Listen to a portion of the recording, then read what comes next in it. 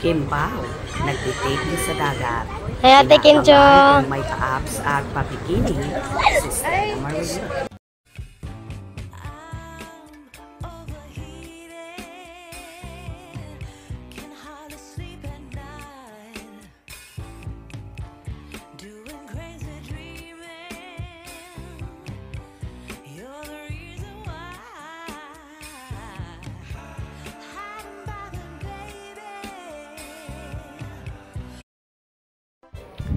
Kasalukuyang nasa ika-9 na araw na ng taping ng pinakabagong series ang The Alibay.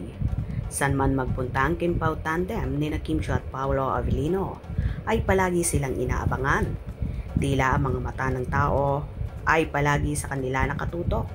Kaya nga lalong nakaka-excite, kagaya na lang ng mga larawan na naglipa na kung saan nasa tabing dagat nga ang team ng Alibay at may matatanaw doon na isang yate. Inaabangan na nga ng Kim Pao supporters sa mga magaganap doon. May payati pa ata sila doon, nakaka-excite na talaga. Kaya nga po, the best talaga ang The Alibay, excited nang mapanood.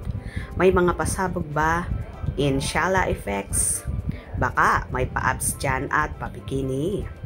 Samantala, inaabangan talaga ng mga tao ang paglabas ni Kimi at nang makita nila ito ay binati nila ang dalaga at kumaway naman si Chinita, Princess at Todong ngiti sa mga taong bumabati sa kanya.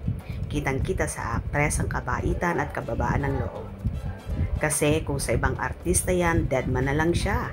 Kaya nga siya inaabangan ng lahat at sim-sim din lang ang reaction ng multimedia idol na palaging nakangiti, kaya nakaka-overwhelm talaga ang isang Chinita princess.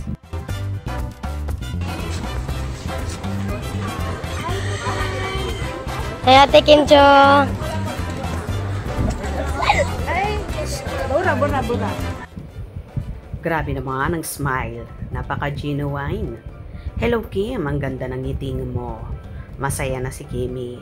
Excited nang mapanood ang The Alibay sa ngayon. Binabalik-balikan ko pa rin ang What's Wrong with Secretary Kim. Same here sis. Ang pait naman. Love Kimi. So kind. Kim plus Sari plus Stella Marie equals Kim Chiu. So pretty. Yan ang gusto ko kay Kim.